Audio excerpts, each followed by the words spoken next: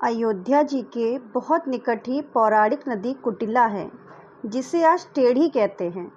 उसके तट के निकट ही एक भक्त का परिवार रहता था। उनके घर एक सरस्वती नाम की लड़की थी। वे लोग नित्य श्री कनक बिहारिणी बिहारी जी का दर्शन करने अयोध्या आते थे। सरस्वती का कोई सगा भाई नहीं था, केवल एक मौसेरा भाई था। वह जब श्री रघुनाथ जी का दर्शन करने आती, उसके मन में यही भाव आता कि सरकार, मेरा कोई सगा भाई नहीं है। उसकी आयु उस समय मात्र 2 वर्ष की थी।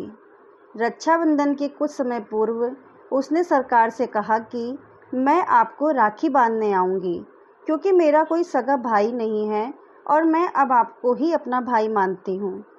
उसने सुंदर राखी बनाई और रक्षाबंधन पूर्णिमा पर मंदिर लेकर गई। पुजारी जी से कहा कि हमने भैया के लिए राखी बनाई है।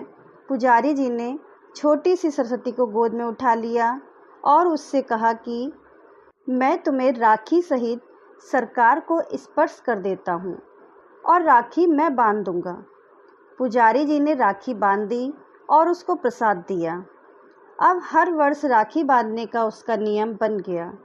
उस समय के साथ ही वह बड़ी हो गई और उसका विवाह निश्चित हो गया। वह पत्रिका लेकर मंदिर आई और कहा कि मेरा विवाह निश्चित हो गया है, मैं आपको न्योता देने आई हूँ। चारों भाइयों को विवाह में आना है। पुजारी जी को पत्रिका देकर कहा कि मैंने चारों भाइयों से कह दिया है और आप भी कह दो कि चारों भाइयों को विवाह में आना है। ऐसा कहकर वह अपने घर चली गई। विवाह का दिन भी आ गया। अवध में ऐसी रस्म होती है कि विवाह के बाद भाई आकर बहन को चादर उड़ाता है और कुछ भेंट वस्तुएं भी देता है। उसकी मौसी ने अपने लड़के को कुछ सामान और 22 रुपये दिए और मंडप में पहुंचने को कहकर वह चली गई। उसका मौसेरा भाई उपहार, वस्त्र और रुपए लेकर रिक्शा पर सामान बांधकर विवाह मंडप की ओर चल पड़ा। रास्ते में ही रिक्शा उलट गया और वह गिर गया। थोड़ी सी चोट आई और लोगों ने उसको दवा खाने ले जाकर मरहम पट्टी भी करवा दी। यहाँ सरस्वती घूंघट से बार बार मंडप के दरवाजे की तरफ देख रही थी और सोच रही थी कि सरकार अभी तक क्यों नहीं आए। उसको पूरा विश्वास है कि चारों भाई आएंगे।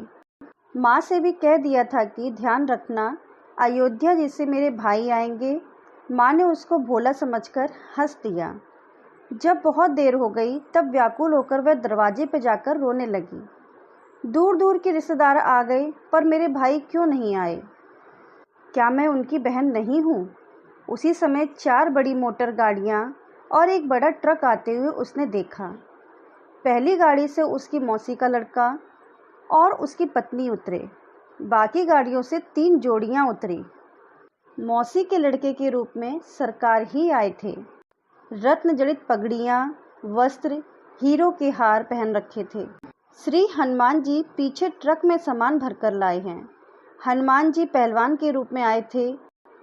उन्होंने ट्रक से सारा सामान उतारना शुरू किया। स्वर्ण, चांदी, पीतल, तांबे के बहुत से बर्तन, बिस्तर, सोफे, ओढ़ने बिछाने के बिस्तर, साड़ियाँ, अलमारियाँ, कान, नाक, गले, कमर, हाथ पैर के आभूषण लेकर आए थे। मौसी देखकर आश्चर्य में पड़ गई कि इतना कीमती सामान मेरा लड़का कहाँ से लेकर आया है। चारों का तेज और सुंदरता देखकर सरस्वती समझ गई कि यह मेरे चारों भाई हैं। सरस्वती का आनंद का ठिकाना न रहा। उसका रोना बंद हो गया। सरकार ने इशारों से कहा, किसी को अभी भेद नहीं बताना, गुप्त ही रखना। उनका रूप इतना मनोहर था कि सब उन्हें देखते ही रह गए।